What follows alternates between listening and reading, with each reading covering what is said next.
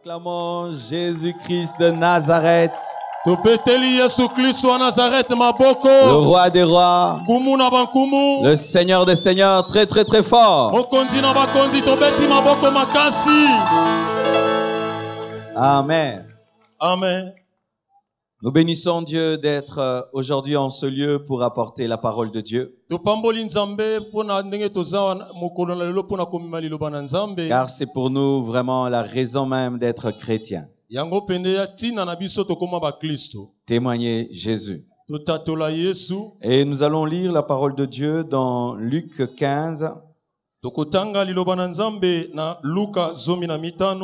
du verset 11 jusqu'au verset 23.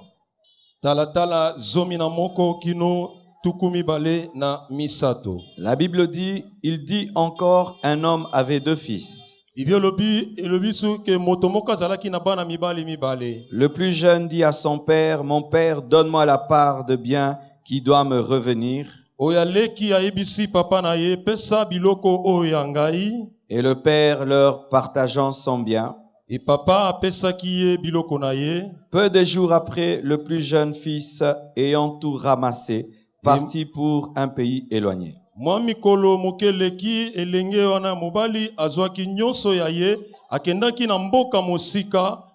Où il dissipa son bien en vivant dans la débauche. Lorsqu'il eut tout dépensé, une grande famine survint dans ce pays et il commença à se trouver dans le besoin.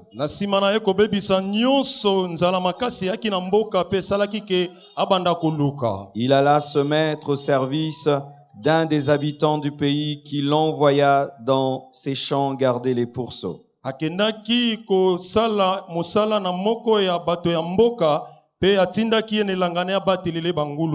Il aurait bien voulu se rassasier des carouges que mangeaient les pourceaux, mais personne ne lui en donnait.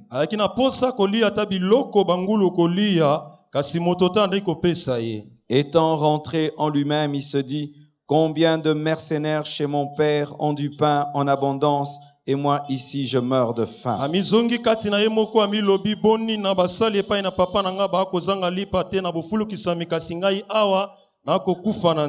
Je me lèverai, j'irai vers mon père et je lui dirai, mon père, j'ai péché contre le ciel et contre toi.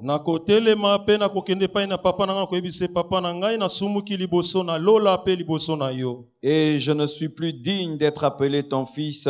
Traite-moi comme l'un de tes mercenaires. Et il se leva et alla vers son père. Comme il était encore loin, son père le vit et fut ému de compassion.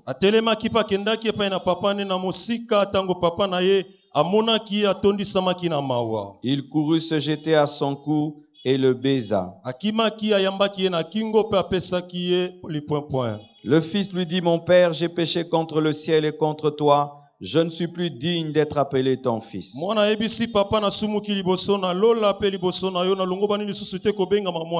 Mais le père dit à ses serviteurs, apportez vite la plus belle robe et l'en revêtez, mettez-lui un anneau au doigt et des souliers aux pieds.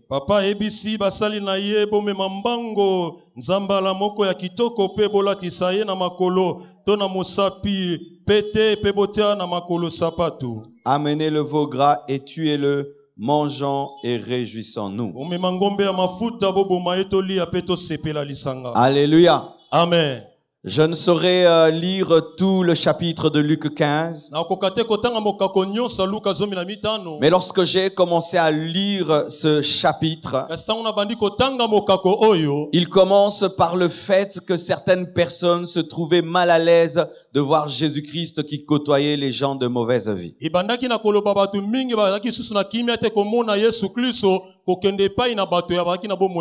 Pour ceux qui ne savent pas, lorsque Jésus prêchait, c'était des gens de mauvaise vie qui venaient l'écouter.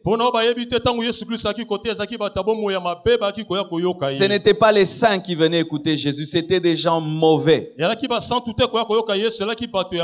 Et quand les pharisiens et les sadducéens voyaient cela, ils disaient, toi qui es saint, comment ce sont des gens de mauvaise vie qui viennent t'écouter?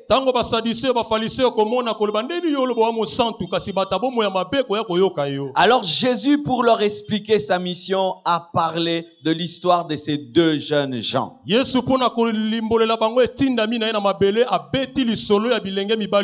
Car Jésus-Christ n'est pas venu sur la terre pour des bonnes personnes. Jésus est venu pour des mauvaises personnes. Et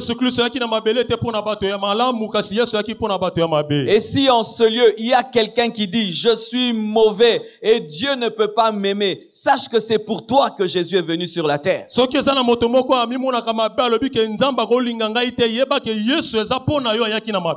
Les hommes voulaient que Jésus chasse les mauvaises personnes à côté de lui. C'est alors qu'il parle d'un berger qui avait 100 brebis. Et il y a eu une qui est sortie de la bergerie. La Bible nous dit qu'il a laissé 99 brebis dans la bergerie pour aller chercher une seule brebis.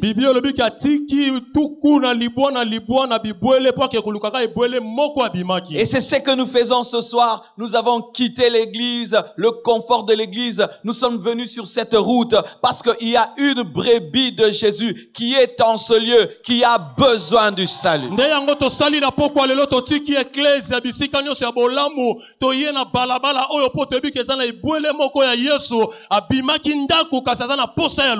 Si tu n'as jamais connu ta valeur, aujourd'hui j'aimerais te dire que tu as une grande valeur. Le Seigneur nous a pris, nous a amenés ici, rien que pour toi.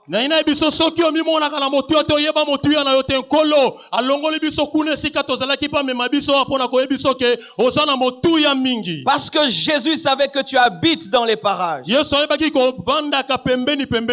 savait que lorsqu'on va commencer à prêcher, tu vas passer par ici. Jésus savait que tu vends quelque part à côté de ce lieu de croisade. Et il nous a dirigés par son esprit venir planter cette estrade ici, rien que pour toi. Et la Bible nous dit que lorsqu'il abandonne les 9 brebis, et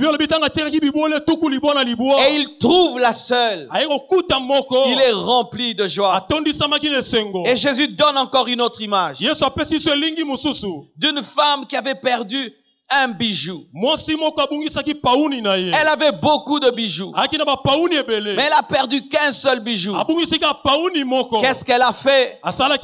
Elle est allée balayer la maison. Elle a allumé la lampe. Elle n'a pas dit j'ai déjà beaucoup de bijoux, mais il y a un bijou qui est perdu. Et jusqu'à ce qu'elle trouve, et là elle invite ses amis pour leur dire, venez, réjouissez-vous avec moi. Si une femme peut balayer toute la maison pour retrouver un bijou, ton créateur peut balayer tous les quartiers, balayer les avenues, balayer Limete, balayer Kingabwa, rien que pour te retrouver. Et si cette femme s'est réjouie avec des femmes, nous allons nous réjouir avec les anges, avec le Père, avec le Fils, parce que tu es retrouvé. Et tu as plus de valeur que de bijoux. Tu as la valeur du sang de Jésus, car tu as été créé à l'image de Dieu et à sa ressemblance. Et aujourd'hui, à cause de toi, il y aura une fête au ciel, parce que Dieu a retrouvé plus que l'or, plus que l'argent, plus que les bijoux, une créature créée à son image. Et là, Jésus-Christ, au départ, parle d'un animal. Et puis, il parle d'un bijou. Et alors, il parle des humains. Il parle d'une famille dans laquelle le père était très riche. Et le père avait 2 fils. Le fils aîné et le fils cadet. Le fils cadet demande son héritage. Et le père partage l'héritage aux 2. L'aîné garde l'héritage et reste à côté de son père. Mais le fils cadet prend toute la richesse de son père et va très loin. Il va dans un pays lointain. Et lorsqu'il va dans un pays lointain, il tombe dans la prostitution. Il commence à donner son argent aux femmes. Et il perd tout son argent dans l'impudicité. Lui qui était riche devient pauvre. Lui qui était le fils du riche devient pauvre. Lui qui ne manquait de rien commence à envier la nourriture des cochons. Jusqu'à ce qu'il va être engagé comme esclave, alors qu'il était le fils du riche. Et il a commencé à désirer manger la nourriture de cochon. Lui qui était en haut est tombé, jusqu'à ce qu'il désire revenir au Père. J'aimerais vous dire ceci: toi qui marches sans Dieu, toi qui ne connais pas Dieu, toi qui n'as pas donné ta vie à Jésus, toi qui même un temps tu avais donné ta vie à Jésus mais tu es rentré dans le monde, sache qu'il n'y a rien dans le monde. Lorsque tu es dans la maison du Père, le diable te montre qu'en dehors c'est la joie. Mais quand tu quittes la maison du Père, tu te rends compte qu'il n'y a rien. Il n'y a rien dans le péché. Il n'y a rien dans le péché. Il n'y a rien dans le péché. Il n'y a rien dans le péché. Il n'y a rien dans le péché. Il n'y a rien dans le péché. S'il y avait quelque chose, ce jeune homme devait recevoir la joie. S'il y avait quelque chose, il devait se sentir heureux. Mais au contraire, c'était la culpabilité. Tout homme en ce lieu qui vit dans le péché se sent coupable. Même si tu ne le dis pas, même si tu ne l'avoues pas, c'est ce qui se passe au-dedans de toi. Tu te sens diminué. Comme lui qui a commencé à se nourrir de nourriture de cochon. Tu deviens esclave. Car lorsque tu commets le péché demande encore un autre péché. Et puis un autre péché. Et puis encore un autre péché. Et puis encore un autre péché. Et tu deviens esclave. Mais voici ce que j'aime dans ce jeune homme. Lorsqu'il a atteint le fond du gouffre, lorsqu'il est arrivé au bout, il ne s'est pas suicidé, mais il est entré en lui-même. C'est pourquoi je te demande, toi qui m'écoutes ici, entre en toi-même, sors de la distraction. Même s'il y a des motos qui passent, même s'il y a des gens qui passent, saisis cette opportunité. Arrête de causer avec ton voisin. Sois concentré. Entre en toi-même et pose-toi cette question: qu'est-ce qui peut faire, moi qui ne savais même pas que ce soir on me prêchera l'évangile? Voilà que dans mon quartier, Jésus est venu, la parole est venue. Entre en toi-même pour savoir pourquoi cela. Alléluia. Amen. Ce sont seulement les personnes qui entrent en elles-mêmes qui prennent des bonnes décisions. Ce sont les personnes qui sortent de la distraction, qui prennent des bonnes décisions. Il a dit non, j'arrête. Il a commencé à méditer. Cette vie de prostitution, où va-t-elle m'amener? Cette vie de drogue, où va-t-elle t'amener? Cette vie de sorcellerie, où va-t-elle t'amener? Cette vie de débauche, d'ivrognerie, où va-t-elle t'amener? Cette vie d'infidélité, de vol, de tricherie, où va-t-elle t'amener? réfléchis un peu. Réfléchis un peu. Tu n'es pas un animal. Tu es un homme. Réfléchis sur ta vie. Le péché va t'amener où? Le péché va t'amener à la mort. Le péché va t'amener en enfer. Le péché va t'amener loin de Dieu. Réfléchis. Il a réfléchi. Et voici ce qu'il dit. Mais chez mon père, je ne manquais de rien. D'ailleurs, ses serviteurs ne manquent de rien. Mais moi, je suis son fils. Qu'est-ce que je fais ici? Les anges sont les serviteurs de Dieu. Ils ne manquent de rien. Mais toi, tu es créé à son image. Mais tu manques de tout parce que tu es loin de Dieu. Je rentrerai. Oh, aujourd'hui, Dieu cherche un homme qui va dire je rentrerai. Une femme qui va dire je rentrerai. Moi, dans ma jeunesse, je priais. Pourquoi j'ai abandonné Dieu quand j'ai grandi? Moi, toute ma vie, je n'ai jamais aimé Dieu. Pourquoi aujourd'hui je lui donne ma vie? Je rentrerai. Je rentrerai. Je suis sûr qu'il a dit au revoir à ses amis de prostitution. Il a dit je rentre chez papa. Il a dit au revoir à ses amis de la drogue. Il a dit je rentre à la maison. Il a dit au revoir à tous ceux avec qui il élevait des cochons. Et il a dit je rentre à la maison.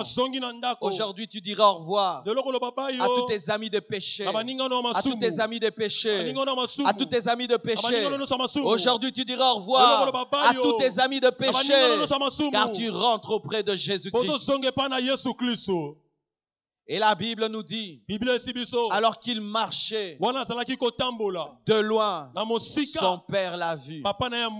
Vous savez pourquoi son père l'avait vu? Vous savez pourquoi son père l'avait vu? C'est parce que tous les jours, son père sortait pour regarder si son fils reviendra.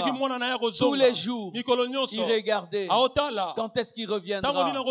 Mon frère, toi tu penses que Dieu t'a oublié parce que tu vis dans le péché, parce que tu l'as abandonné. Dieu t'a rejeté, Dieu t'a maudit. C'est que tu ne sais pas.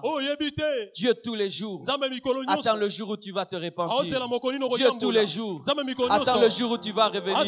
Dieu tous les jours attend le jour où tu vas changer. Dieu tous les jours attend le jour que tu reviendras. Et il est ici. Il est là et il regarde et il dit oh que le Saint-Esprit convainque cet homme qui est là. Marcelo prêche encore. Marcelo parle encore. Il est là. Ça fait 10 ans que je le cherche. Ça fait 5 ans que je le cherche.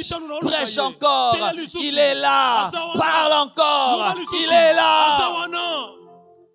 Et ce que j'aime, alors que le fils qui avait péché marchait, le père qui n'avait pas péché courait. Alors que le fils qui avait péché allait lentement, le père qui n'avait pas péché courait. J'aimerais te dire que Dieu t'aime, Dieu t'aime, Dieu t'aime, Dieu t'aime, Dieu t'aime, Dieu t'aime.